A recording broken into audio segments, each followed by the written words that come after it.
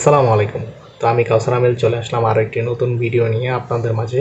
তো আশা করি আপনারা ভালো আছেন। আমিও আলহামদুলিল্লাহ আপনাদের দোয়া এবং ভালোবাসায় ভালো আছি। তো আজকে আমরা যে বিষয়টি নিয়ে আলোচনা করব সেটি হচ্ছে ভারত এবং চীনের মধ্যে যেই ভিসা চালু করা হয়েছে নতুন, এবং সেই ভিসা সম্পর্কে আপনাদেরকে জানাবো।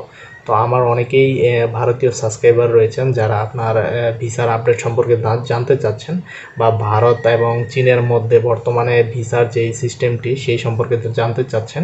তো আজকে সেই বিষয়ে আলোচনা করব সংক্ষেপে। তো আশা করি সম্পূর্ণ ভিডিওটি আমাদের সাথেই থাকবেন, এবং আমার চ্যানেলে যদি নতুন হয়ে থাকেন তাহলে অবশ্যই চ্যানেলটিকে সাবস্ক্রাইব করে দেবেন।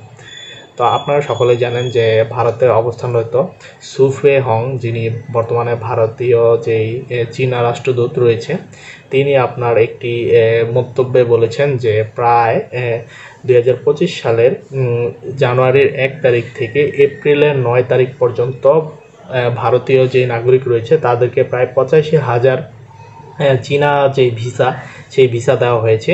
কারণ চীনও চাচ্ছে যে ভারতের সাথে সুন্দর একটি সুসম্পর্ক হোক, এবং ভারতের যেই জনগণ রয়েছে তারা যেন চীনার যেই সংস্কৃতি এবং চীনার যেই বৈশিষ্ট্য সেই সকল কিছুর সাথে যেন তারা পরিচিত হয়।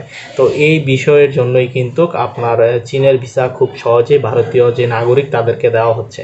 এবং তিনি আরও বলেছেন যে এই ভিসা দেওয়ার যেই পরিমাণটা সেটি আরও দিন দিন তারা বৃদ্ধি করতে চাচ্ছে, যাতে ভারত এবং চীনের মধ্যে খুব সুন্দর একটি সম্পর্ক আসুক, বন্ধুত্ব। তো বর্তমানে ভারতে অবস্থিত যে রাষ্ট্রদূত সু ফেহং, তিনি আরও বলেছেন যে ভারত এবং চীনের মধ্যে যেই সম্পর্ক সেটি খুবই দ্রুত সমাধান হবে, এবং যেই ছোটোখাটো বিষয় নিয়ে সমস্যাগুলো হচ্ছে সেগুলো সমাধান হবে।